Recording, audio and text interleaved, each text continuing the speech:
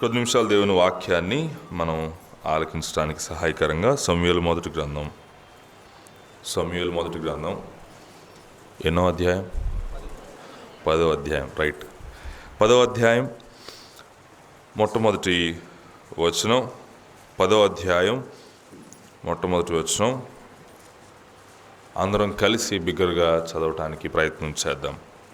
అప్పుడు సమూయేలు తైలపు బొడ్డి పట్టుకొని సౌలు తల మీద తైలం పోసి అతని ముద్దు పెట్టుకొని, యెహోవా నిన్ను అభిషేకించి తన స్వాస్థ్యం మీద అధిపతిగా నియమించున్నాడు అని చెప్పి ఇలాగ సెలవిచ్చెను. సమూయేలు మొదటి గ్రంథంలో 9 అధ్యాయాల చరిత్రలో దేవుడు ఇశ్రాయేలు కొరకు ఒక రాజును ఏర్పాటు చేస్తున్నాడనే విషయాన్ని మనం తెలుసుకుంటూ వచ్చాం. 9వ అధ్యాయంలో ఏ రీతిగా సౌలు అనే ఒక వ్యక్తి పరిచయం చేయబడుతున్నాడో, సఫలం కాని ప్రయత్నాలతో ప్రారంభించి సేవకుని ప్రమేయం వలన ఏ రీతిగా సార్వభౌమ ప్రణాళిక దగ్గరకు, దేవుని యొక్క సార్వభౌమ ప్రణాళిక యొద్దకు చేరువచ్చాడో 9వ అధ్యాయంలో మనం జ్ఞాపకం చేసుకున్నాం. ఈ 9వ అధ్యాయం, 8వ అధ్యాయం, 9వ అధ్యాయం సమూయేలు గ్రంథ చరిత్రలో అంత మాత్రమే కాకుండా ఇశ్రాయేలు యొక్క చరిత్రలో, గొప్పదైన బైబిల్ గ్రంథ చరిత్రలో ఈ అధ్యాయాలు ఒక క్రొత్త శకానికి నాంది అనే విషయం మనం ఇప్పటికే జ్ఞాపకం చేసుకుంటూ వచ్చాం. ఇశ్రాయేలుకి ఇది వరకు రాజు లేడు, కానీ ఇప్పుడు ఎవరు రాబోతున్నారు? రాజు రాబోతున్నారు. ఈ రాజు రాబోతున్నాడు అని మనం అనుకుంటానే వచ్చాం. 2 అధ్యాయాలు గడిచిపోయినాయి, ఇంకా రాజు రాలేదు. రైట్, ఈ అధ్యాయంలో ఇశ్రాయేలుకు రాజుగా ఒక వ్యక్తి అభిషేకించబడబోతా ఉన్నాడు. ఇశ్రాయేలుకు రాజుగా ఒక వ్యక్తిని, దేవుడు నిర్ణయములో ఉన్న వ్యక్తిని సమూయేలు అభిషేకించబోతూ ఉన్నాడు. ఈ అధ్యాయం ఆ వివరాలను గురించిన అధ్యాయం. ఈ అధ్యాయంలో ముఖ్యాంశం అది. 10వ అధ్యాయంలో మనం జ్ఞాపకం చేసుకుంటే, అప్పుడు సమూయేలు తైలపు బుడ్డి పట్టుకున్నాడు. సౌలు తల మీద పోశారు.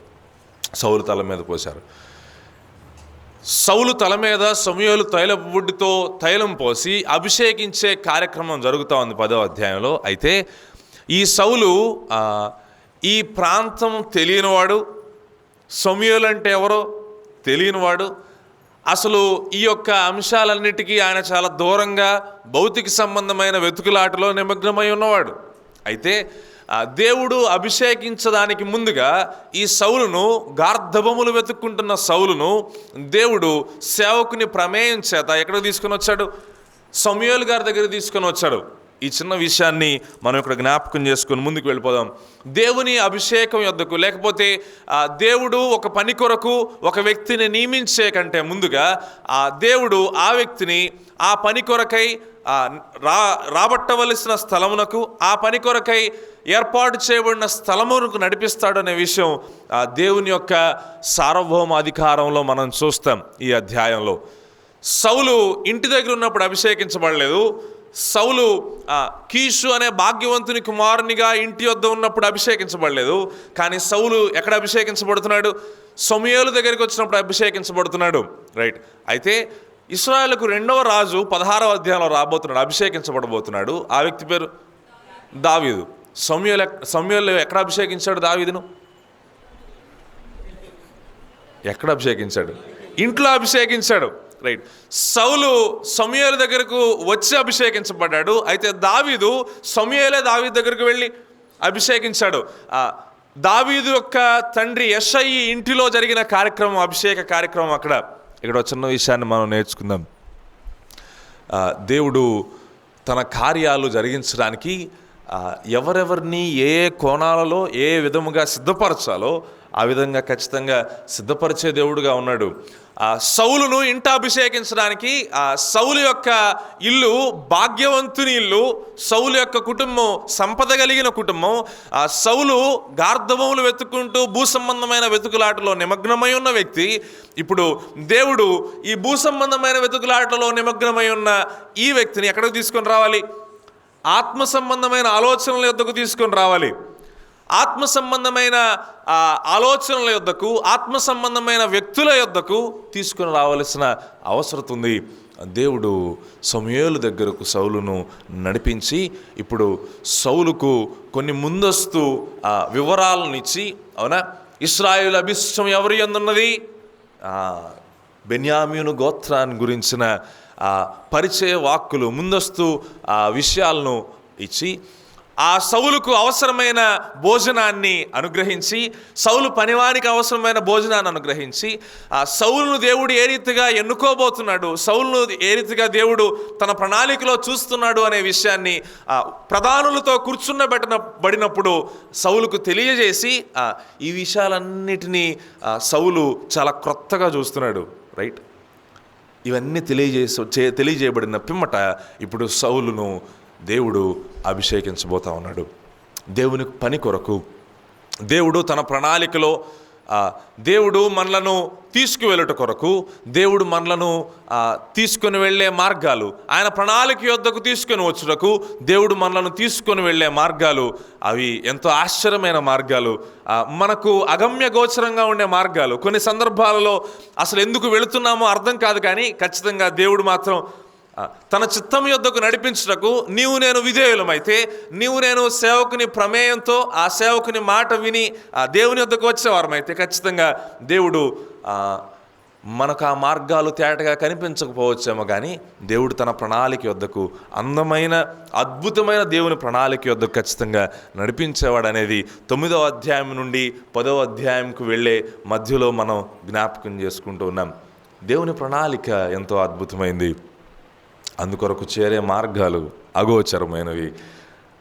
దేవుడు నడిపిస్తూ ఉన్నప్పుడు, పట్టి తీసుకొని వెళుతూ ఉన్నప్పుడు ఏమీ మాట్లాడకుండా వెళ్ళి దేవుడు కూర్చోబెట్టిన స్థలాల్లో కూర్చొని, దేవుడు ప్రధానులతో కూర్చోబెడితే ప్రధానులతో కూర్చొని, దేవుడు దీనులతో కూర్చోబెడితే దీనులతో కూర్చొని, దేవుడు ఏ స్థలంలో ఉంచితే ఆ స్థలంలో ఉండి సమూయేలు సౌలు మేడ మీద మాట్లాడుకుంటున్న సందర్భాన్ని కూడా 9వ అధ్యాయం ఆఖరిలో మనం చూస్తాం. దేవుడు మేడ మీదకు తీసుకొని వెళ్తే మేడ మీదకి వెళ్ళి, దేవుడు ఏ స్థలమునకు నడిపిస్తే ఆ స్థలమునకు వెళ్ళి, దేవుడు 2 దినాలు వేచి ఉండమంటే వేచి ఉండి, ఈ రాత్రి ఇక్కడే ఉండు రేపు తెలియజేస్తానన్న సమయాలు చెప్పాడా? అవునా? ఈ రాత్రి ఉండేది ఏంటి? నేను వచ్చింది ఎందుకు? మార్గం తెలుసుకోవడానికి. మళ్ళీ ఇప్పుడు ఏమడుగుతున్నాడు ఈయన? ఒక రాత్రి ఉండమంటున్నాడు అంటే ఈయన సమర్థుడై ఉండాలి, లేకపోతే ఈయనకి ఏమన్నా బిజీ షెడ్యూల్ అయినా ఉండాలి. అవునా?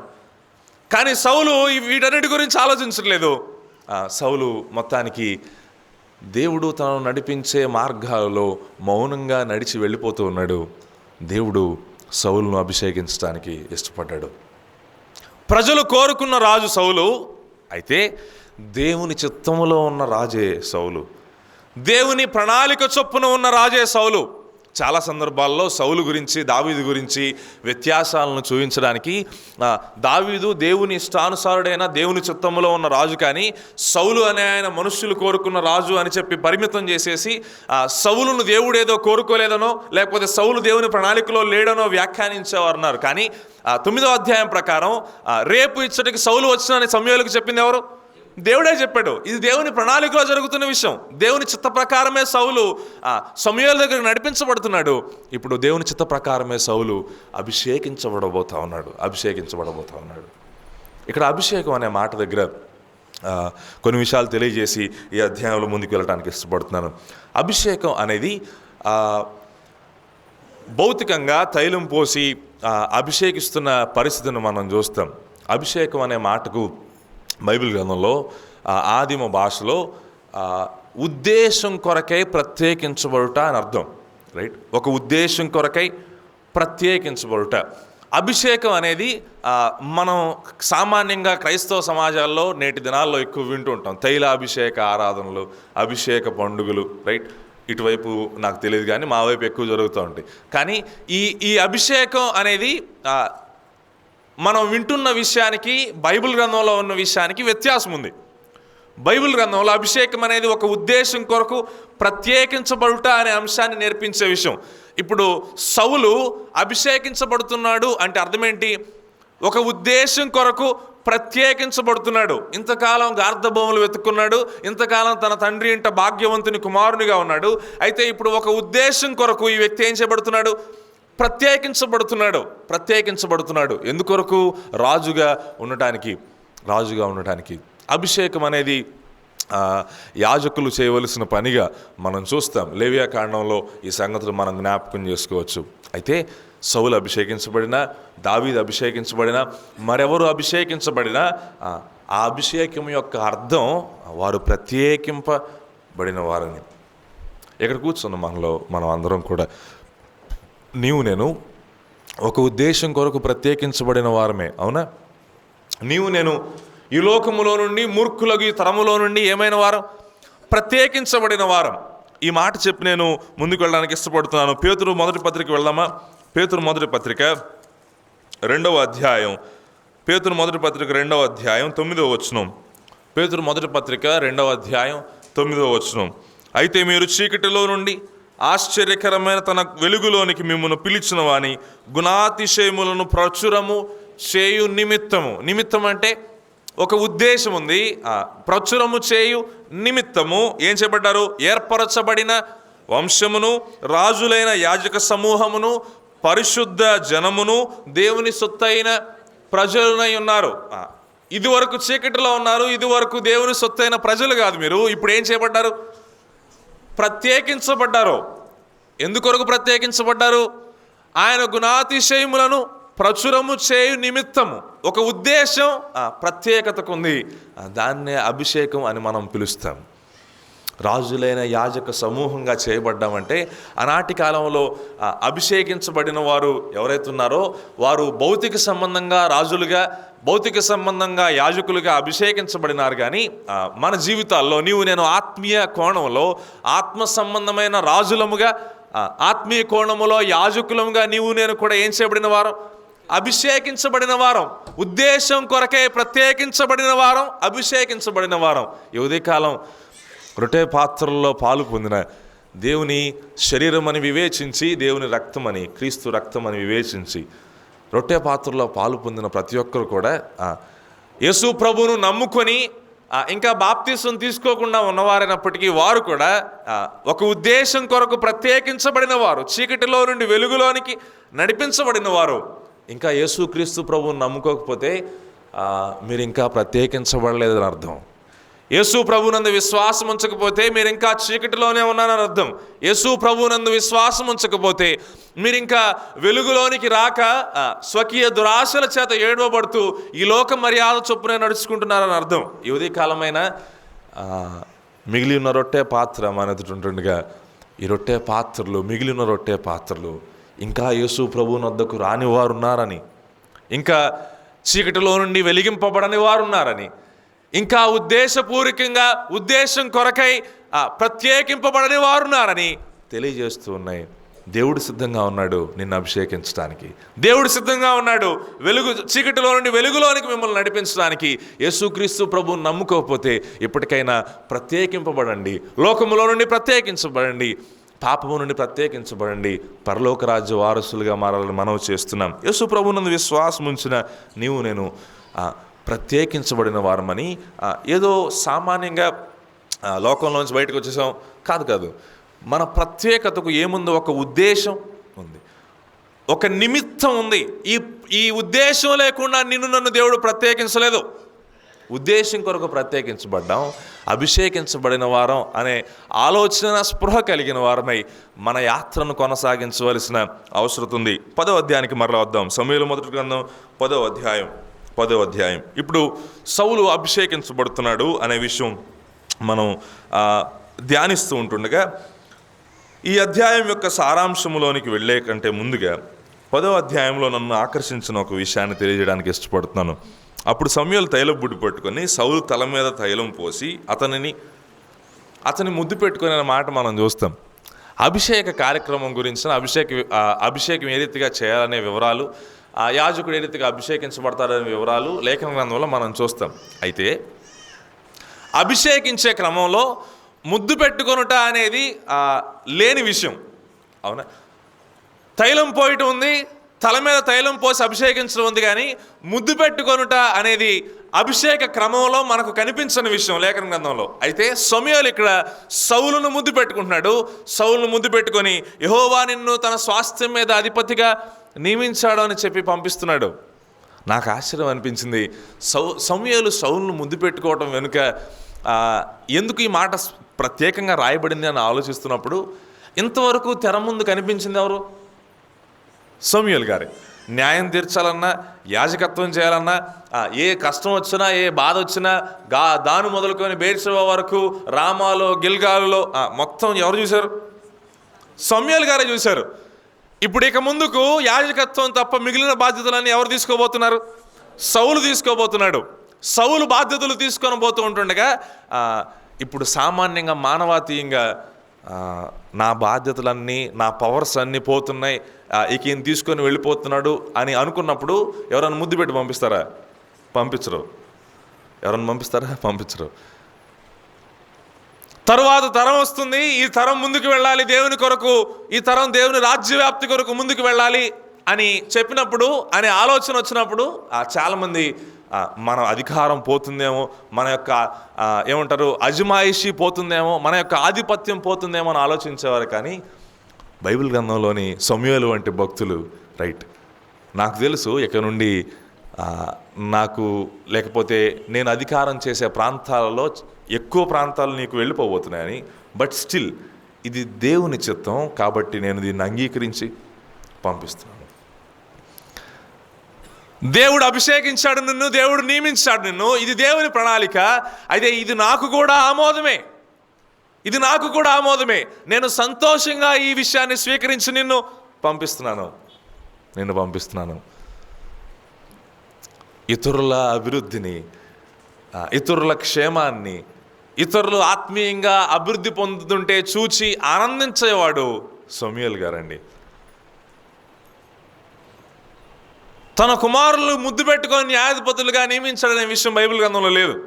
న్యాయాధిపతులుగా నియమించాడు కానీ ముద్దు పెట్టుకొని నియమించాడనే విషయం లేదు. కానీ సౌలు గారి దగ్గరికి వచ్చేసరికి రైట్, ఇది దేవుని ప్రణాళికలో ఉన్న విషయం. సౌలు దేవుని చిత్తంలో ఉన్న వ్యక్తి, సౌలు దేవుని ప్రజలను నడిపించబోతున్నాడు. రైట్, ఇక ముందుకు ఈయన కార్యాలు జరిగించబోతున్నాడు. ఇదిగో ఈ విషయం నాకు కూడా సంపూర్ణంగా అంగీకారమే. ఇతరుల అభివృద్ధిని, ఇతరుల క్షేమాన్ని, ఇతరుల క్షేమాభివృద్ధిని కోరుకునే సమూయేలు వంటి వారంగా నేను ఉండుముగాక. ఈ అధ్యాయంలో ముఖ్యాంశం సమూయేలు గురించి కాకపోయినప్పటికీ ఆ చిన్న మాట నన్ను ఆకర్షించింది. ఇది దేవుని చిత్తం, అందరికీ ఆమోదయోగ్యమైనట్టే నాకు కూడా ఆమోదయోగ్యమే. ముందుకు వెళ్దాం. యెహోవా నిన్ను అభిషేకించి తన స్వాస్థ్యం మీద అధిపతిగా నియమించున్నాడని చెప్పి ఇలాగున సెలవిచ్చాను. 2వ వచనం, ఈ దినము నీవు నా యొద్ద నుండి పోయిన తరువాత బెన్యామీను సరిహద్దుల్లో సెల్సహులో నుండి రాహేలు సమాధి దగ్గర 2 మనుష్యులు నీకు కనబడుదురు. 2 మనుష్యులు నీకు కనబడుదురు. ఆ మాట దగ్గర తర్వాత వద్దాం. 9వ వచనం ఆఖరి భాగం చూద్దాం. 9వ వచనం ఆఖరి భాగం, ఆ దినముననే ఆ సూచనలు కనబడెను. ఆ దినముననే ఆ సూచనలు కనబడను. రైట్, ఇక్కడ సూచనలు అనే మాట మనం చూస్తాం. రైట్, ఈ సూచనలు అనేవి ఆ నిశ్చయతలుగా మనం జ్ఞాపకం చేసుకోవచ్చు. సూచనలు అంటే నిశ్చయతలు. ఎందుకు ఈ పదం అంత ప్రాముఖ్యం ఈ అధ్యాయానికంటే, ఇప్పుడు సౌలు సామాన్యంగానే సమూయేలు కూడా ఎవరో తెలియని వ్యక్తి, అవునా? సమూయేలు గారు తెలియదు. ఇశ్రాయేలులో ఏం జరుగుతుందనే విషయం, ఇశ్రాయేలులో ఏమంటారు మన విద్యార్థుల భాషలో కరెంట్ అఫైర్స్ ఏంటో కూడా తెలియని వ్యక్తి, అవునా? కానీ ఇప్పుడు ఈ వ్యక్తి ఏం చేయబడుతున్నాడు? అభిషేకించబడుతున్నాడు. ఇశ్రాయేలులో ఇంతకు మునిపెన్నడు కని విని ఎరుగని మార్గంలో ఈ వ్యక్తి ప్రయాణించబోతున్నాడు. అవును, ఇశ్రాయేలు సమూయేలు గారితో సహా ఎవరు వినని ఎరుగని మార్గంలో, సరికొత్త మార్గంలో సౌలు అనే వ్యక్తి ఏం చేయబోతున్నాడు? ప్రయాణించబోతున్నాడు. ఇప్పుడు ఒకసారి సౌలు హావభావాలను ఊహించడానికి ప్రయత్నం చేద్దాం. ఇంతకు మునుపు ఎవరైనా రాజు ఉండుంటే, ఇంతకు మునుపు ఎవరైనా ఇశ్రాయేలుకు రాజుగా పిలువబడిన వ్యక్తి కనీసం ఉండుంటే, కనీసం ఆయన చేసినట్టుగా చేస్తూ ముందుకు వెళ్ళిపోవడానికి అవకాశం ఉంటుంది. కానీ ఈయనకి ఆ అవకాశం లేదు. ఒక సరికొత్త శకానికి నాంది పలుకుతుందే సౌలు. ఇప్పుడు అసలు నిజంగా దేవుడు నన్ను రాజుగా నియమించాడా అనే ప్రశ్న రావడానికి సౌలు దగ్గర ఎంతో ఎక్కువ అవకాశం ఉంది. అసలు నిజంగా దేవుడు నన్ను ఈ మార్గంలో నడిపిస్తున్నాడా? ఇంతకు మునిపే ఉన్న ఇట్లాంటి వాళ్ళు ఉంటే కనీసం రైట్, దేవుడు నన్ను నియమించాడని చెప్పుకోవడానికైనా అవకాశం ఉంటుంది. కానీ ఇంతకుముందు అటువంటి వారు ఎవరు లేరు. ఇది ఒక సరికొత్త మార్గం, ఇది దేవుడు నీ కొరకు నిశ్చయించిన మార్గం అని చెప్పడానికి ఇది కొత్త మార్గం కనుక సమూయేలు గారు ఏం చెప్తున్నారంటే, నువ్వు ప్రయాణిస్తూ ఉండు, నీకు కొన్ని సూచనలు కనిపిస్తాయి, నీకు కొన్ని నిశ్చయతలను దేవుడు అనుగ్రహించబోతున్నాడు. ఈ సూచనలు చూచిన పిమ్మట, ఈ నిశ్చయతలను నీవు చూచిన పిమ్మట నీకు అర్థమయ్యే విషయం ఏంటో తెలుసా? ఇది దేవుని చిత్తం, ఇది దేవుని చిత్తం, ఇది దేవుని ప్రణాళిక అని. ఈ అధ్యాయం నా వ్యక్తిగత ఆత్మీయ జీవితానికి నేను చాలా ఎక్కువ నేర్చుకున్న పాఠం. ఈ అధ్యాయం ఏంటంటే, మన జీవిత ప్రయాణంలో మనం నడిచే మార్గాలు ఇంతకు మునుపెన్నడూ వెళ్ళని మార్గాలు. దేవుని చిత్త ప్రకారం నడుస్తున్నామో లేదో అనే సందేహాలు మనలో ఉండేది కద్దే. దేవుని ప్రణాళికలోనే నేను నడుస్తున్నానో లేదో అనే సందేహాలు ఉండేది కద్దే. ఎందుకంటే ఇదివరకు నడిచిన మార్గం కాదు ఈ మార్గం. ఈ విశ్వాస ప్రయాణంలో నేను వెళుతుండగా, ఈ యాత్రలో, ఈ భూలోక యాత్రలో విశ్వాస ప్రయాణం చేస్తూ ఉంటుండగా, ఇదివరకు నేను నడిచిందేనా కాదు. ఈ క్రొత్త మార్గంలో దేవుని మార్గమేనా ఇది, దేవుని ప్రణాళికేనా ఇది, దేవుని చిత్తమేనా ఇది అనే సందేహాలు రాగలిగిన అవకాశం ఉంది. అయితే ఈ అవకాశం దగ్గర దేవుడు తెలియజేస్తున్న విషయం, నువ్వు ప్రయాణిస్తూ ఉండు, నీకేమనుగ్రహిస్తాను? సూచనలు ఇస్తాను, కొన్ని నిశ్చయతలు ఇస్తాను. సూచనలు అని చెప్పినప్పుడు మన సామాన్యమైన భాషలో లైట్ వెలిగిద్ది, సూర్యుడు ఉదయిస్తాడు, ఇటువంటి సూచనలు కాదు. రైట్, ఏదో ఏమంటారు, కొన్ని అద్భుతాలు జరిగిపోతాయి, ఇటువంటి సూచనలు కాదు. దేవుని చిత్త ప్రకారమే నడుస్తున్నాము అని చెప్పడానికి దేవుడు భౌతిక సంబంధంగా సౌలుకు కొన్ని నిశ్చయతలు అనుగ్రహించాడు సమూయేలు ద్వారా. ఆ నిశ్చయతల్లో నుండి నా విశ్వాస ప్రయాణంలో నడుస్తూ వెళుతున్నప్పుడు, మనం నడుస్తున్నది సరైన మార్గం, మనం నడుస్తున్నది దేవుని చిత్తానుసారమైన మార్గం అని తెలియపరచబడటానికి నీకు నాకు దేవుడు దిక్సూచిని, కంపాస్గా ఈ 10వ అధ్యాయాన్ని మనకు అనుగ్రహిస్తూ ఉన్నాడు. అర్థం కావడానికి ఒక చిన్న ఉదాహరణ తెలియజేస్తాను. ఈ రాత్రి పడుకొని రేపు పొద్దున లేచిన తర్వాత ఏ కారణాన్ని బట్టైనా మీరందరూ ఒక ఎడారిలో ఉన్నారు. రైట్, ఒక ఎడారిలో ఉన్నారు. ఈ ఎడారిలో ఉన్న తర్వాత చుట్టూ చూస్తుంటే ఏం కనిపించట్లేదు, మొత్తం ఇసుక తప్ప ఏం కనిపించట్లేదు. మీరు దేనికోసం ఎదురు చూస్తారు? మొట్టమొదట దేనికోసం చూస్తారు? దేనికోసం చూస్తారండి? నీళ్ళ కోసం చూస్తారు. వెరీ గుడ్, నీళ్ళ కోసం చూస్తారు. ఇంకా ఆహారం కోసం. ఇంకా ఏడైనా మనుషులు కనిపిస్తారా? నీడ కోసం చూస్తాం. నాకు అర్థం కాని విషయం ఏంటంటే, బయటికి రావడానికి చూడరా ఎవరు? అక్కడే ఉంటారా? అక్కడే ఉండరు కదా, బయటికి రావడానికి చూస్తాం కదా. బయటకు వచ్చే మార్గం కనుక్కోవడానికి ఏదో ఒక ప్రయత్నం జరిగిస్తాం కదా. రైట్, బయటకు వద్దాం, నీళ్లు దొరికినాయి, ఆహారం దొరికినాయి, అన్నీ దొరికినాయి. రైట్, అయితే ఇప్పుడు బయటకు వద్దామని ప్రయాణించడం మొదలుపెట్టాం. బయటకు వద్దామని ప్రయాణం మొదలుపెట్టిన తర్వాత ఎవ్వరు కనపట్టలేదు. మనం ప్రయాణిస్తూ వెళుతున్నాం. ఈ ప్రయాణిస్తూ వెళుతున్నప్పుడు మన మైండ్లో వచ్చే ప్రశ్నలు ఏంటో తెలుసా? మనం వెళుతుంది ఎందుకంటే సిగ్నల్ ఏమి లేవు, రోడ్ మ్యాప్ ఏమి లేదు, ఎక్కడో ఎడారి మధ్యలో ఉన్నాం, ఏమీ కనిపించట్లేదు. మనం ప్రయాణిస్తున్న సరైన మార్గమేనా కాదా అనే ఆలోచనతో అడుగులు ముందుకు వేస్తూ ఉంటే ఒక గంట ఎవరు కనిపించలేదు అనుకుందాం.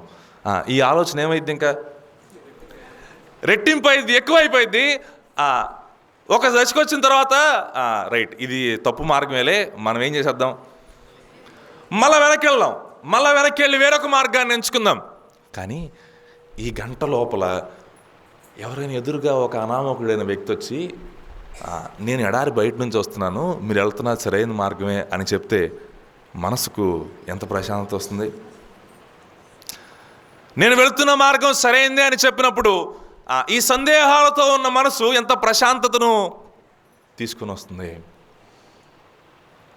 నేను ఆ విశ్వాస జీవితంలో చాలా సందర్భాల్లో ఈ అంతరంగ పోరాటంలో నేను మధ్యన పడిపోతాం. నేను వెళుతున్నది సరైన మార్గమేనా కాదా? దేవుడు తన వాక్యం ద్వారా నన్ను దర్శించి నువ్వు వెళుతున్న సరైన మార్గమే అని చెప్తే బాగుండు కదా, ఇది నా చిత్తమే అని దేవుడు చెప్తే బాగుండు కదా అని అంతరంగ పోరాటంలో నేను మిగిలిపోతాం. ఇక్కడ కూర్చున్న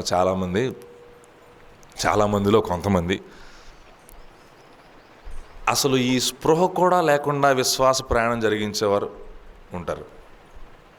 నేను వెళుతున్నది సరైన మార్గమేనా కాదా అనే స్పృహ కూడా లేకుండా విశ్వాస ప్రయాణాన్ని ముందుకు సాగించేసేవారు ఉంటారు. ఒక చిన్న మాట, విశ్వాస ప్రయాణంలో దేవుని చిత్తానుసారంగానే అడుగులు పడాలి, దేవుని చిత్త ప్రకారంగానే అడుగులు పడాలి. దేవుని చిత్త ప్రకారం అడుగులు పడాలనే సామాన్యమైన స్పర్శ కూడా లేకుండా ఏదొక దారిలే విశ్వాసం ఏ దారిలో ప్రయాణించినా పరలోకానికేలే వెళ్ళేది.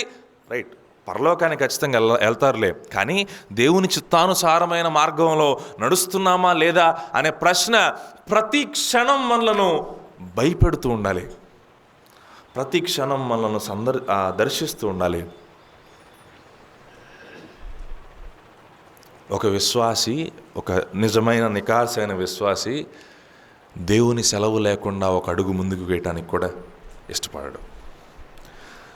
నీ సెలవు ఉంటేనే నేను ముందుకు వెళతాను, లేకపోతే నేను ఇక్కడే ఆగిపోతాను. అబ్రహాం విశ్వాస ప్రయాణంలో, విశ్వాస వీరుల ప్రయాణాలలో మనం గమనించే విషయం ఏంటో తెలుసా? ప్రయాణిస్తారు, కొంత దూరం ఒక గుడారం వేస్తారు, అక్కడ ఉంటారు. మరలా దేవుడు చెప్పేంత వరకు ఎక్కడ ఉంటారు? ఆ గుడారం దగ్గరే ఉంటారు. ఎందుకు? ఆయన సెలవు లేకుండా ముందుకు వెళ్ళి నాకు ఏమవుతుందో నాకు తెలియదు. ఆయన సెలవు లేకుండా ఒక విశ్వాసిగా నేను అడుగులు ముందుకు వేయలేను. నేను ఒక చిన్న విషయం తెలియజేస్తాను. దేవుడు ఒక విశ్వాసికి ఒక సంపూర్ణమైన బ్లూ ప్రింట్, రోడ్ మ్యాప్ ఇచ్చేసి, రైట్ నువ్వు ఈ ఏరియాలో నడవాలి, ఇట్లా వెళ్ళాలి, విశ్వాస జీవితంలో ఇలా ప్రయాణించాలి అని దేవుడు ఏమివ్వడు. నో. కానీ దేవుడు మన ప్రతి అడుగులో ఆయన వెలుగు ఇవ్వడానికి ఇష్టపడుతూ ఇది నా చిత్తమే అని స్థిరపరచడానికి ఇష్టపడుతున్నాడు. దేవుని చిత్తానుసారంగా ప్రయాణించడం చాలా ప్రాముఖ్యమైన విషయం. విశ్వాసులుగా ఇంకా దేవుని చిత్తానుసారంగా ప్రయాణించడం అనే ఈ అనుభవం, దేవుని సెలవు తీసుకొని అడుగులు వేసే అనుభవం ఇంకా ప్రారంభించకపోతే, ఇంకా లేనివారుగా ఉంటే ఈ ఉదయకాలం దేవుని చిత్త ప్రకారమే అడుగులు పడాలి. ఒకవేళ దేవుని చిత్త ప్రకారం అడుగులు పడలేదా, నీ వెళుతున్న మార్గం సరైన మార్గం కాదు. దేవుని చిత్త ప్రకారం అడుగులు పడట్లేదంటే అసలు దేవుని యొక్క స్పృహ, విశ్వాసం యొక్క స్పృహ నువ్వు కోల్పోయావని అర్థం.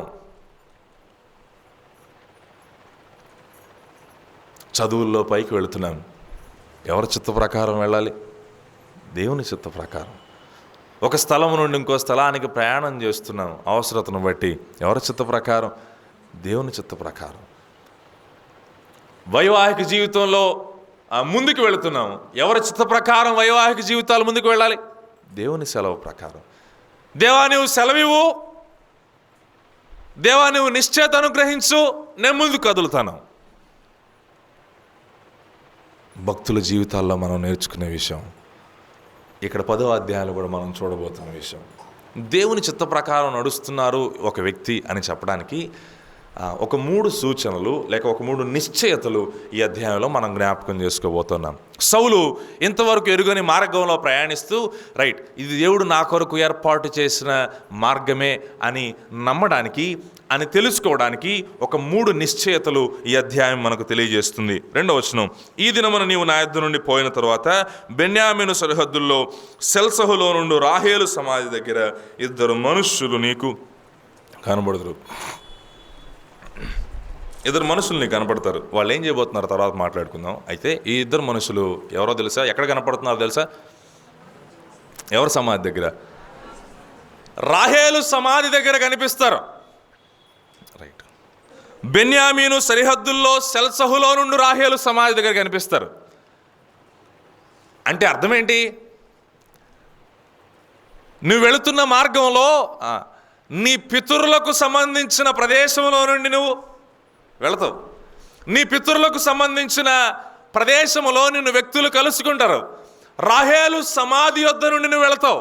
రాహేలు సమాధి యొద్ద నీకు వ్యక్తులు కనిపిస్తారు. నీ పితరులు ప్రయాణించిన మార్గమే ఈ మార్గం. నీ పితరుల దేవుడే ఆ వ్యక్తులను పంపిస్తుంది కూడా. రైట్. దేవుని చిత్తానుసారంగా నడుస్తూ వెళుతున్నామని చెప్పడానికి కొన్ని లొకేషన్స్ని దేవుడు చెప్తున్నాడు. రైట్.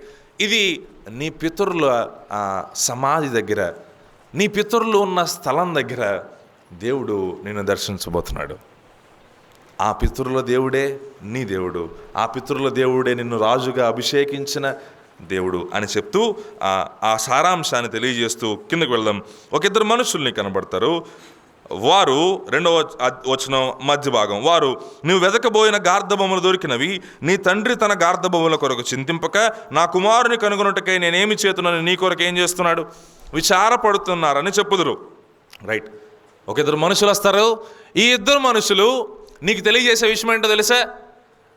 నువ్వు ఏ గార్ధబొమ్మల కొరకు వెతుకుతున్నావో ఆ గార్ధబొమ్మలు దొరికినాయి. నువ్వు ఇంక వాటి గురించి విచారపడిన అవసరం లేదు.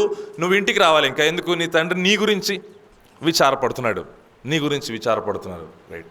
ఇది దేవుని చిత్తమైన మార్గమే, దేవుడు నీ కొరకు నిర్ణయించిన మార్గమే ఇది. దేవుడే నిన్ను రాజుగా అభిషేకించాడు, ఇది దేవుని చిత్త ప్రకారం జరుగుతున్న ప్రక్రియ అని సౌలు తెలుసుకోవడానికి మొట్టమొదట దేవుడు సౌలు దగ్గరకు పంపిస్తున్న వ్యక్తులు ఎవరో తెలుసా? ఏ భూ సంబంధమైన గాడిదల కొరకు కోల్పోయినవన్నీ నువ్వు పరిగెత్తావో ఆ భూ సంబంధమైన ఆ గార్ధబొమ్మలు నీకు దొరికినాయి. రైట్. నీకు దొరికినాయి. నువ్వు కోల్పోయినవి నీకు దొరుకుతున్నాయి. కిందకు వెళ్దాం.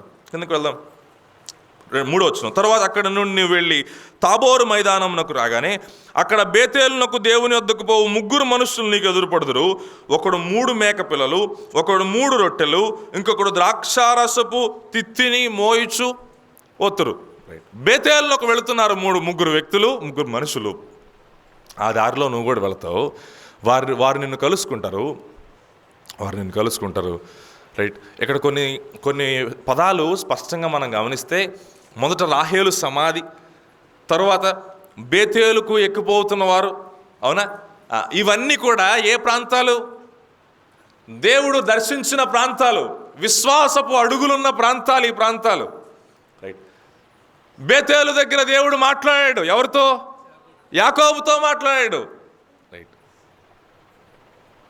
రాహేలు సమాధి, యాకోబు పాతిపెట్టాడు రాహేలును. ఇప్పుడు ఆ బేతేలుకి ఎక్కిపోతూ, ఆ కొండకి ఎక్కిపోతూ 3 మనుషులు నీకు కనిపిస్తారు. ఈ 3 మనుషులు ఏం తీసుకొని వస్తారు? ఒకడు 3 మేక పిల్లలు, ఒకడు 3 రొట్టెలు, ఇంకొకడు ద్రాక్షరసపు తిత్తి. 4వ వచనం. వారు నిన్ను కుశల ప్రశ్నలు అడిగి నీకు 2 రొట్టెలు ఇతరు, అవి వారి చేత నువ్వేం చేయాలి?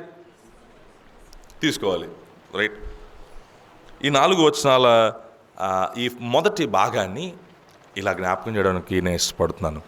దేవుని చిత్తంలో ఒక వ్యక్తి నడుస్తున్నాడు అని చెప్పడానికి మనకు రుజువుపరిచే మొట్టమొదటి నిశ్చయత ఏంటి అంటే, ఈ నిశ్చయతలో సౌలు భూ సంబంధమైన పరిరక్షణను పొందుతున్నాడు.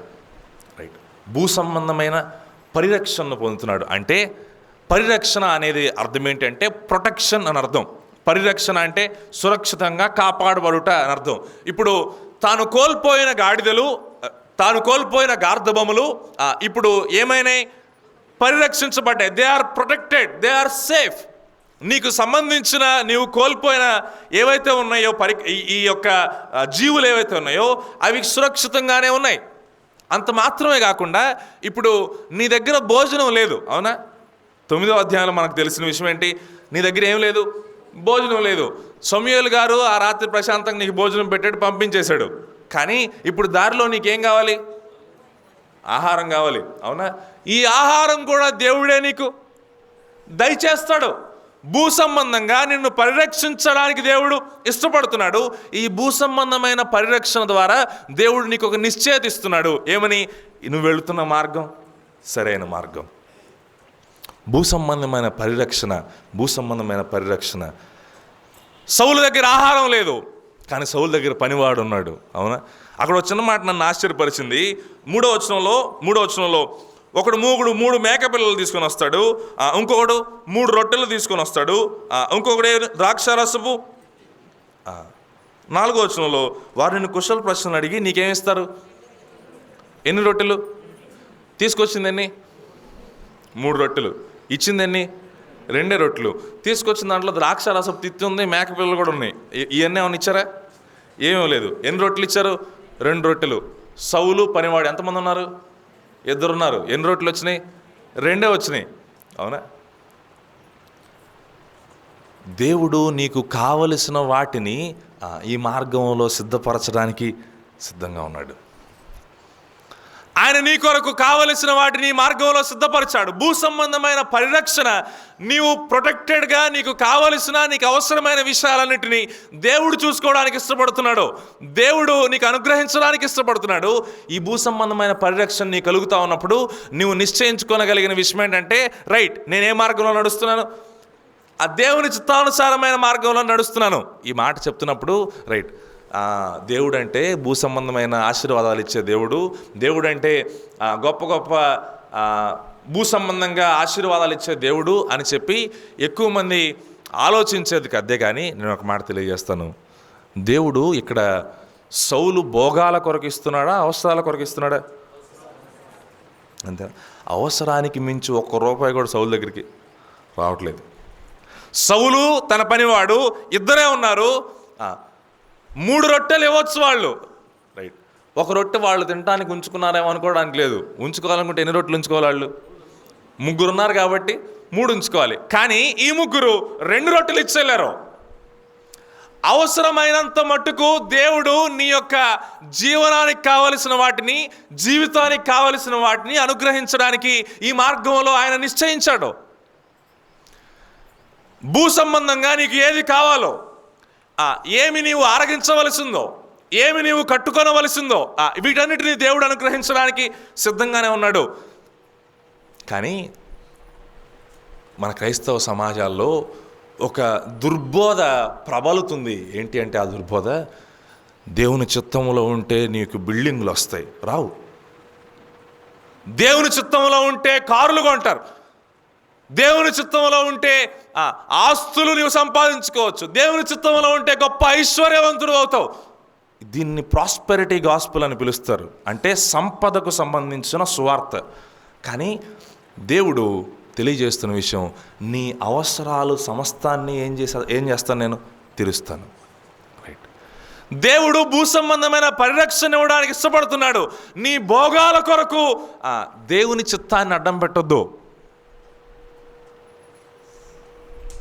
పెద్ద పెద్ద యూట్యూబుల్లో, డిజిటల్ మీడియాలో కనిపిస్తున్న పాస్టర్లు కూడా దేవుని చిత్తం అంటే ఈ రీతిగా ఆస్తులు సంపాదించుకోవటము, బిల్డింగులు కట్టుకోవటము, ఇవన్నీ చూపిస్తా సామాన్యమైన విశ్వాసులు కూడా దేవుని చిత్తం అంటే ఏమనుకుంటున్నారు? ఇప్పుడు దేవుని చిత్తం అంటే ఇవి కట్టుకుంటేనే దేవుని చిత్తం. ఇప్పుడు పాస్టర్ గారు ఆశీర్వదించబడ్డాడు, ఇప్పుడు నాలో లోపం ఉంది కాబట్టి నేను దేవుని చిత్తం చేయట్లేదు కాబట్టి నాకేం లేదు, ఇంత గొప్ప బిల్డింగ్ లేదు, ఇంత గొప్ప కారు లేదు.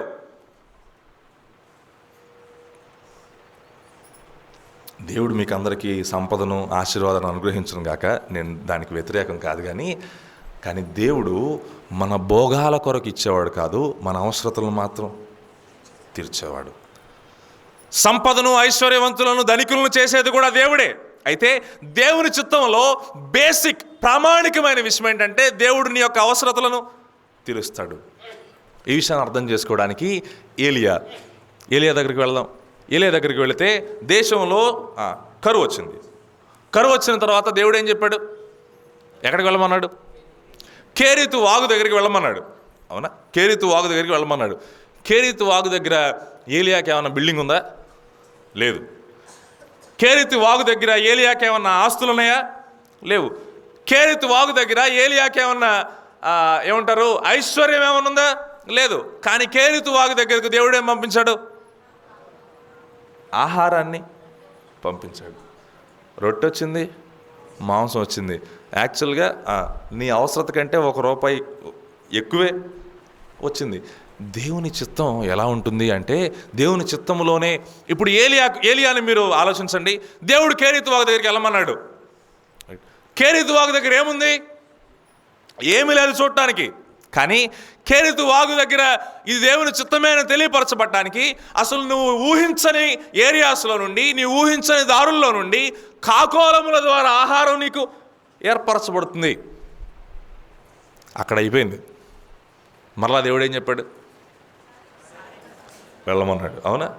సారైపోతే విధవరాల దగ్గరికి వెళ్ళమన్నాడు. సారైపోతే విధవరాల దగ్గర ఏమైనా ఆస్తులు ఉన్నాయా? అంతస్తులు ఉన్నాయా? ఏం లేవు. కరువు పోయేంత వరకు ఆహారం మాత్రం దేవుడు సిద్ధపరిచాడు. భూ సంబంధమైన పరిరక్షణ దేవుడు అనుగ్రహించడానికి ఇష్టపడుతున్నాడు. ఈ విషయాన్ని తెలియజేయడానికి, ఈ విషయం మరెక్కువగా మనం ఆలోచించడానికి మత్తయి సువార్త 6వ అధ్యాయానికి వెళ్ళడానికి నేను ఇష్టపడుతున్నాను. మనందరం సామాన్యంగా చదివే వచనాలే కానీ ఈ సందర్భంలో చదవడానికి ఇష్టపడుతున్నాను. మత్తయి సువార్త 6వ అధ్యాయం 25వ వచనం. మత్తయి సువార్త 6వ అధ్యాయం 25వ వచనం. అందరం కలిసి చదువుదాం ఈ మాటలు. అందువలన నేను మీతో చెప్పున్నది ఏమనగా, ఏమి తిందుమో ఏమి త్రాగుదుమో అని మీ ప్రాణమును గురిచేనను, ఏమి ధరించుకుందామో అని మీ దేహమును గురిచేనను చింతింపకుడి. ఆహారము కంటే ప్రాణమును, వస్త్రము కంటే దేహమును గొప్పవి కావా? 26వ వచనం కూడా చదువుదాం. ఆకాశ పక్షులను చూడుడి, అవి విత్తవు, కోయవు,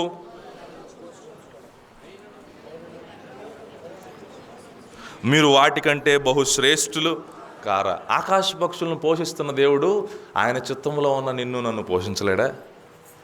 పోషిస్తాడు. వీటి గురించి చింతపడవలసిన అవసరం లేదు. కానీ మానవునికి చింత ఎందుకు వస్తుంది? అవసరతకు మించి కావాలి కాబట్టి మానవునికి ఏమొస్తుంది? చింత వస్తుంది. దేవుని చిత్తంలో నడుస్తున్నప్పుడు దేవుడు నీ అవసరతలన్నీ తీర్చే వ్యక్తిగానే ఉన్నాడు. దేవుడు నీ అవసరతలను తీర్చి నీ ప్రయాణానికి కావలసిన సదుపాయాలన్నింటినీ ఖచ్చితంగా దేవుడు ఏర్పాటు చేస్తాడు.